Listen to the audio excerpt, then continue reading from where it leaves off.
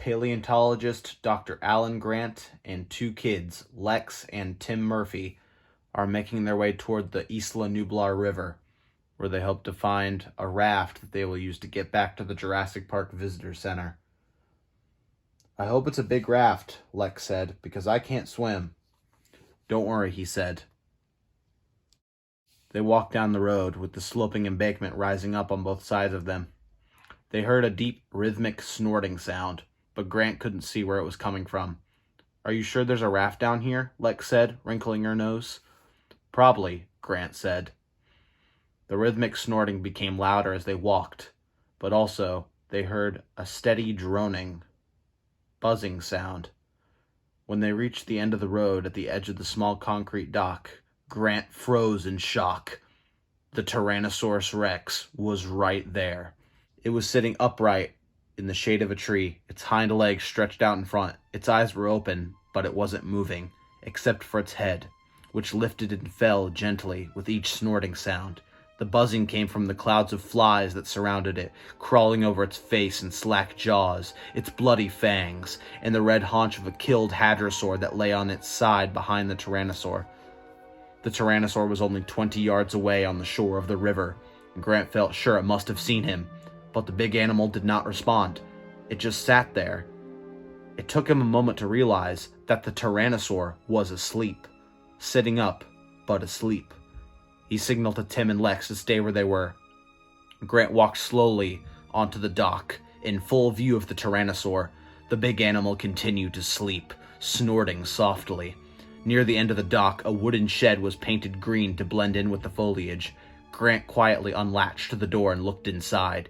He saw half a dozen orange life vests hanging on the wall, several rolls of wire mesh fencing, some coils of rope, and two big rubber cubes sitting on the floor. The cubes were strapped tight with a flat rubber belt. Rafts. He looked back at Lex. She mouthed, "No boat." He nodded, yes. The Tyrannosaur raised its forelimb to swipe at the flies buzzing around its snout, but otherwise, it did not move. Grant pulled one of the cubes out onto the dock. It was surprisingly heavy. He freed the straps and found the inflation cylinder. With a loud hiss, the rubber began to expand, and then with a hiss whap, it popped fully open on the dock. The sound was fearfully loud in his ears. Grant turned and stared up at the dinosaur. The Tyrannosaur grunted and snorted. It began to move. Grant braced himself to run, but the animal shifted its ponderous bulk and then settled back against the tree and gave a long, growling belch. Lex looked disgusted, waving her hand in front of her face. Grant was soaked in sweat from the tension. He dragged the rubber raft across the dock. It flopped into the water with a loud splash. The dinosaur, fortunately, continued to sleep. Grant tied the boat up to the dock and returned to the shed to take out two life preservers. He put these in the boat, and then waved for the kids to come out onto the dock. Pale with fear, Lex waved back, no. He gestured, yes. The Tyrannosaur continued to sleep. Grant stabbed in the air with an emphatic finger. Lex came silently, and he gestured for her to get into the raft. Then Tim got in, and they both put on their life vests. Grant got in and pushed off the dock. The raft drifted silently out onto the lagoon. Lex sat back and sighed loudly with relief. Then she looked stricken and put her hand over her mouth. She was suppressing a cough. She always coughed at the wrong times. "Lex," Tim whispered fiercely, looking back toward the shore. She shook her head miserably and pointed to her throat. He knew what she meant. A tickle in her throat. What she needed was a drink of water. Grant was rowing, and Tim leaned over the side of the raft and scooped his hand in the lagoon, holding his cupped hand toward her. Lex coughed loudly, explosively in Tim's ears. The sound echoed across the water like a gunshot. The Tyrannosaur yawned lazily and scratched behind its ear with its hind foot like a dog. It yawned again. It was groggy after its big meal, and it woke up slowly.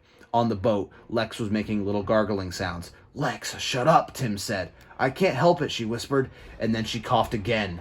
Grant rowed hard, moving the raft powerfully into the center of the lagoon. On the shore, the Tyrannosaur stumbled to its feet. "I couldn't help it, Timmy," Lex shrieked. "I couldn't help it." "Shh!" Grant was rowing as fast as he could. "Anyway, it doesn't matter," she said. "We're far enough away. He can't swim." "Of course he can swim, you little idiot!" Tim shouted at her. On the shore, the Tyrannosaur stepped off the dock and plunged into the water. It moved strongly into the lagoon after them. "Well, how should I know?" she said. "Everybody knows Tyrannosaurs can swim. It's in all the books," Tim shouted. "Anyway, all reptiles can swim." "Snakes can't." "Of course snakes can, you idiot." "Settle down," Grant said. "Hold on to something." Grant was watching the Tyrannosaur, noticing how the animal swam. The Tyrannosaur was now chest deep in water, but it could hold its big head high above the surface.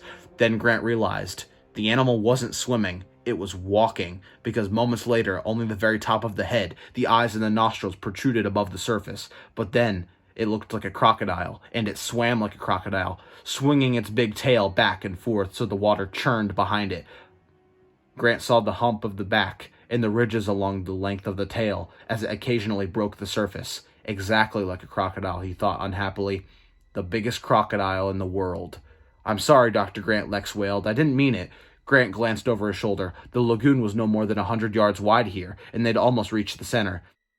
If he continued, the water would become shallow again. The Tyrannosaur would be able to walk again, and he would move faster in shallow water, and there was no way they would be able to outrun it. Grant swung the boat around and began to row north. "What are you doing?"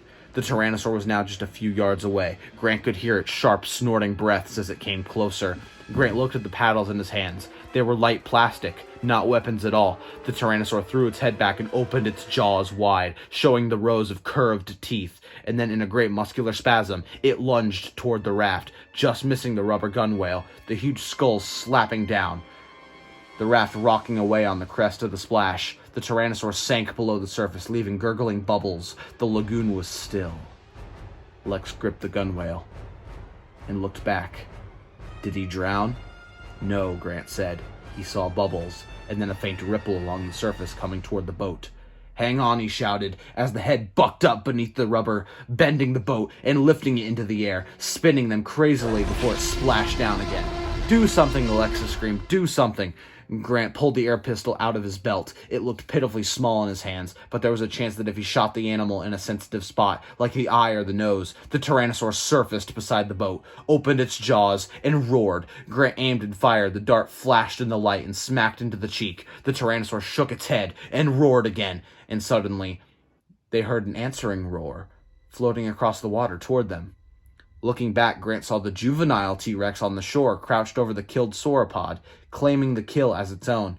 The juvenile slashed at the carcass, and then it raised its head high and bellowed. The big Tyrannosaur saw it too, and the response was immediate. It turned back to protect its kill, swimming strongly toward the shore. "He's going away," Lex squealed, clapping her hands. "He's going away. Nah, nah, nah, nah, nah, stupid dinosaur." From the shore, the juvenile T-Rex roared defiantly. Enraged, the big Tyrannosaur burst from the lagoon at full speed, water streaming from its enormous body as it raced up the hill past the dock. The juvenile ducked its head and fled, its jaws filled with ragged flesh. The big Tyrannosaur chased it, racing past the dead sauropod, disappearing over the hill. They heard its final threatening bellow as it disappeared into the horizon. Exhausted from rowing, Grant collapsed back, his chest heaving. He couldn't catch his breath. He lay gasping in the raft. "Are you okay, Dr. Grant?" Lex asked. "From now on, will you just do what I tell you?" "Okay," she sighed, as if he had just made the most unreasonable demand in the world. She trailed her arm in the water for a little while. "You stopped rowing," she said. "I'm tired," Grant said. "Then how come we're still moving?" Grant sat up. She was right. The raft drifted steadily north. There must be a current. The current was carrying them north, toward the hotel. He looked at his watch, and was astonished to see it was 15 minutes past 7. Only 15 minutes had passed since he had last looked at his watch. It seemed like 2 hours. Grant lay back against the rubber gunwales, closed his eyes, and slept.